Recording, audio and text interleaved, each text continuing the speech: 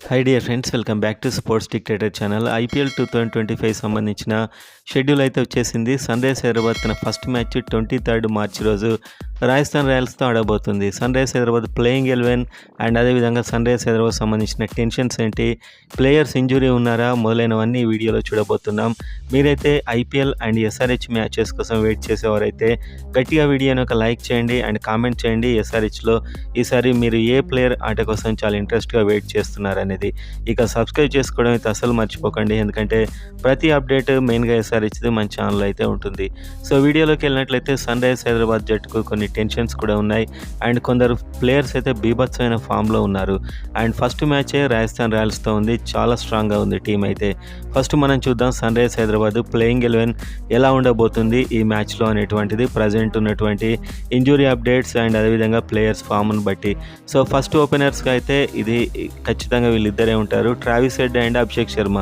ఎందుకంటే వీళ్ళిద్దరి మీదే ఎస్ఆర్హెచ్ హోప్స్ అని నేను చెప్పుకోవచ్చు. వీళ్ళు ఎలా ఆడతారు అనేదాన్ని బట్టే మ్యాక్సిమం ఈ సీజన్లో ఎస్ఆర్హెచ్ గెలుపు అవకాశాలు అయితే ఆధారపడి ఉంటాయి. ఎందుకంటే చాలా విధ్వంసకర ప్లేయర్స్ వీళ్ళిద్దరు.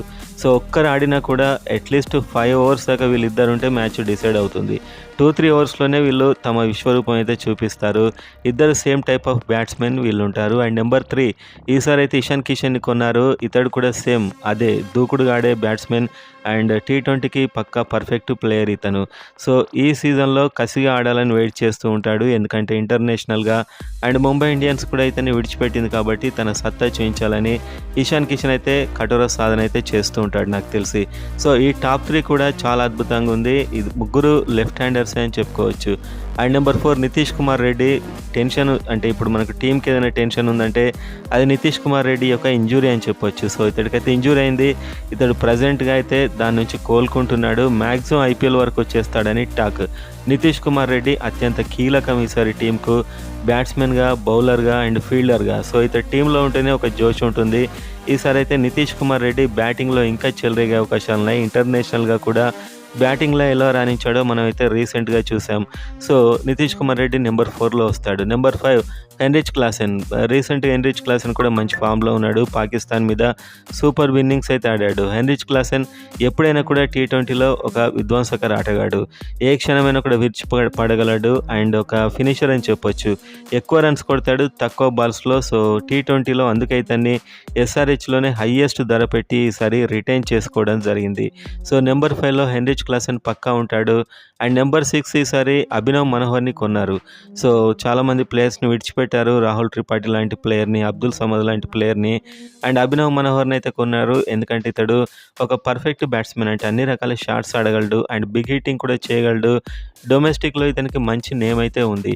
సో ఇది కూడా అభినవ్ మనోహర్కి చాలా బెస్ట్ ఛాన్స్ అని చూపెట్టుకోవచ్చు, ఎందుకంటే ఎస్ఆర్హెచ్లో చాలా ఛాన్సెస్ వస్తాయి. అంత విధ్వంసకర బ్యాటర్స్ ఉన్నారు. ఒక్కొక్కసారి టాప్ ఆర్డర్ తొందరగా అవుట్ అయినా కూడా అభినవ్ మనోహర్కి ఛాన్స్ అయితే వస్తుంది. సో ఈ సీజన్లో ఇతడి ఫుల్ కెపాసిటీ మనం అయితే చూడబోతున్నాం. సో ఒక బిగ్ హిటర్ మొత్తానికి అభినవ్ మనోహర్ అయితే. అండ్ నెంబర్ 7 ఇంకా ప్లేయర్, ఇంకొక అడిషనల్ బ్యాట్స్మెన్తో వెళ్తే మాత్రం అథర్వ టైడే ఉంటాడు. అండ్ ఇతనికి కూడా ఈసారి ఇది బెస్ట్ ఛాన్స్ అని చెప్పొచ్చు. అభినవ్ మనోహర్, అథర్వ టైడే, సచిన్ బేబీ, అనికేత్ వర్మ, ఈ నలుగురికైతే ఈ సీజన్లో ఛాన్సెస్ చాలా ఎక్కువగా రాబోతున్నాయి. ఎందుకంటే వీళ్ళు ఎవరైనా ఒక బ్యాట్స్మెన్ ఫెయిల్ అయినా కూడా ఇంకొకరికి ఛాన్స్ వస్తుంది. సో మొత్తానికి ఈ 7 బ్యాట్స్మెన్ అయితే టాప్ ఆర్డర్లో అండ్ ఫినిషర్స్గా వీళ్ళైతే ఉంటారు. అండ్ ఇంకొక రీసెంట్గా ఇంగ్లాండ్ నుంచి కొన్నటువంటి ఆల్రౌండర్ బ్రైడెన్ కార్స్. సో ఇతడు బిగ్ హిట్టింగ్ చేస్తున్నాడు, మంచి బౌలింగ్ చేస్తున్నాడు అండ్ ఫీల్డింగ్ కూడా బాగుంది. కాబట్టి నాకు తెలిసి 4th ఓవర్సీస్ ప్లేయర్గా బ్రైడెన్ కార్స్ని తీసుకునే అవకాశాలు చాలా పుష్కలంగా కనిపిస్తున్నాయి. మీరు చూస్తే T20లో ఇంత మంచి బ్యాటింగ్ లైనప్, 8 వరకు బిగ్ హిట్టర్స్ అండ్ బ్యాట్స్మెన్ అయితే ఇక్కడ మీకు స్పష్టంగా కనిపిస్తున్నారు. And number 9 Pat Cummins. So ఇక్కడ ప్యాట్ కమిన్స్ కూడా ఇతడి ఫామ్ అండ్ అదేవిధంగా ఇతడి యొక్క ఇంజురీ మీద డౌట్ అయితే వస్తున్నాయి. ఎందుకంటే ఫామ్ అంటే ఆల్రెడీ ఇతడు ఫామ్లోనే ఉన్నాడు, కానీ ఇంజురీ ఉంది. ఆ తర్వాత వరల్డ్ టెస్ట్ ఛాంపియన్షిప్ ఉంది, దాన్ని దృష్టిలో పెట్టుకొని ఇతడు ఆడతాడా లేదా అని కొన్ని సందేహాలు అయితే జాతీయ మీడియాలో రావడం జరిగింది. నాకు తెలిసి 99% ప్యాట్ కమిన్స్ అయితే ఐపీఎల్ ఆడతాడు. పక్కా. ఎందుకంటే ఒక కెప్టెన్, చాలా బాధ్యత ఉంది ఇతని మీద. ఒక కప్ అందించడం లక్ష్యంగా కూడా ఉంటుంది. ప్యాట్ కమిన్స్ టీంలో అయితే డెఫినెట్‌గా ఉంటాడు. సో ఇతడు కూడా బ్యాటింగ్ చేయగలడు. మీరు చూస్తే ఓవరాల్‌గా 9 మంది బ్యాట్స్‌మెన్ ఉన్నారు. సో 9 మంది కూడా టీ20కి పర్ఫెక్ట్ బ్యాట్స్‌మెన్. ఎందుకంటే టీ20లో పెద్ద ఇన్నింగ్స్ ఆడే పని ఉండదు. జస్ట్ 20, 30 బాల్స్ ఆడి దానికి సంబంధించిన 35, 40 రన్స్ కొడితే స్కోర్ ఎక్కడికో వెళ్ళిపోతుంది. సో ఇలాంటి బ్యాట్స్‌మెన్ 9 మంది ఉన్నారు. అండ్ వీళ్ళని ఆపాలంటే మనకు ఫస్ట్ మ్యాచ్ రాజస్థాన్ రాయల్స్‌తో ఉంది. ఆ టీంలో మనం ఫస్ట్ అసరంగా డేంజరస్ స్పిన్నర్ ఎస్ఆర్హెచ్‌లోనే ఉండేవాడు. సో ఇతన్ని కాస్త చూసుకుంటే సరిపోతుంది. కానీ అంత ఇంపాసిబుల్ కాదు. మన బ్యాట్స్‌మెన్ అయితే ఇతన్ని ఆడగలుగుతారు. అండ్ జోఫ్రా ఆర్చర్ కూడా ఉన్నాడు. బీభత్సమైన ఫాస్ట్ బౌలర్ ఇతను. సో ఇతను వీళ్ళు 12 కోట్లు పైన పెట్టుకున్నారు. సో ఇతడు ఒక్కరిని కాస్త చూసుకోవాల్సిన అవసరం ఉంది. బౌన్సర్ వేస్తాడు, యార్కర్ వేస్తాడు, అత్యంత వేగంగా బౌలింగ్ చేస్తాడు. సిఎస్కే నుంచి తుషార్ దేశ్పాండేని కొన్నారు వీళ్ళు. ఇతడు కూడా dangerous bowler. And Sandeep Sharma ఎలాగో ఉన్నాడు. మిడిల్ ఓవర్స్లో చాలా కన్సిస్టెన్సీ బౌలింగ్ వేస్తాడు. అండ్ ఆకాష్ మధ్వాల్. సో మొత్తానికైతే ఆర్ఆర్ బౌలింగ్ లైనప్ చాలా స్ట్రాంగ్ ఉంది. సో ఒక స్పిన్నర్, మంచి స్పిన్నర్ ఉన్నాడు. అండ్ ఫాస్ట్ బౌలింగ్ కూడా చాలా స్ట్రాంగ్గా కనిపిస్తుంది. So SRH batsmen, quality batsmen ఉన్నారు. నాకు తెలిసి వీళ్ళని ఆడగలరని నేను అనుకుంటున్నాను. అండ్ ఎస్ఆర్హెచ్ బౌలింగ్ చూస్తే మహమ్మద్ షమి. సో మహమ్మద్ షమి ఇంజురీతో వచ్చాడు. ఈసారి ఛాంపియన్స్ ట్రోఫీలో కూడా ఆడబోతున్నాడు. అండ్ ఇంగ్లాండ్తోని వన్డే సిరీస్ మొదలైన మ్యాచెస్ ఆడాడు. కానీ ఇంకా ఫుల్ ఇతడు యాక్చువల్ మహమ్మద్ షమి ఎలా బౌలింగ్ వేస్తాడో ఆ రిథం అయితే రాలేదని చెప్పొచ్చు.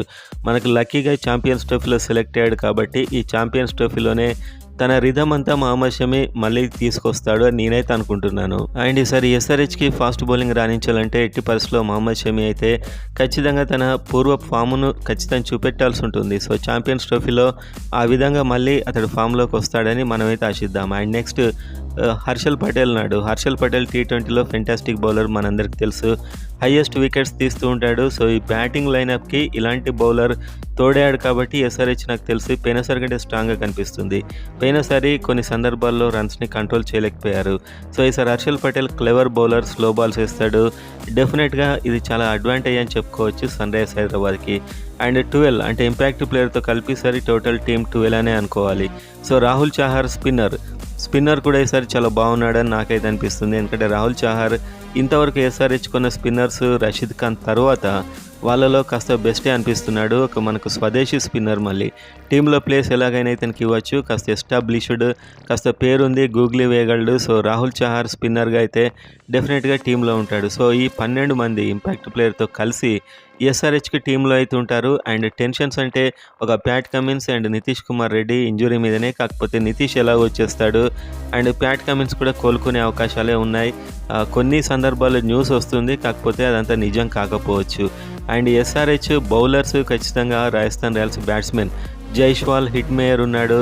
అండ్ నితీష్ రాణా ఉన్నాడు. అండ్ అదేవిధంగా Sanju Samson and Dhruv Jurel, Riyan Parag, Suryavanshi. So Rajasthan Royals batting కూడా చాలా బీభత్సంగా స్ట్రాంగ్గా కనిపిస్తుంది. సో ఈ బ్యాటింగ్ని ఖచ్చితంగా కంట్రోల్ చేయాలంటే బౌలర్స్ ముఖ్యంగా షమి, హర్షల్ పటేల్, రాహుల్ చహార్ లాంటి వాళ్ళు చాలా కష్టపడాల్సి ఉంటుంది.